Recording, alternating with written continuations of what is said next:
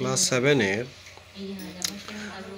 Math 0.81 বর্গমূল নির্ণয় করে। এটা 0.81 বর্গমূল নির্ণয় হবে রুট 0.81, তাহলে পয়েন্টটাকে তুলে দেবে 81 বা 100 হয়ে গেল।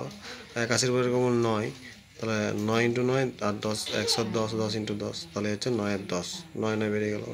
তাহলে পয়েন্ট করতে গেলে 0.9 অ্যান্সার হবে। এবার হচ্ছে কে এর কোন মানের জন্য c² + kc + 1/9 একটি পূর্ণবর্গ রাশি হবে। তাহলে এখানে আমরা দেখো c² 1/9টার যদি আমরা ধরি 1/3 স্কোয়ার, এখানে হচ্ছে তাহলে স্কোয়ার + 2ab + b² ফর্মে এলো।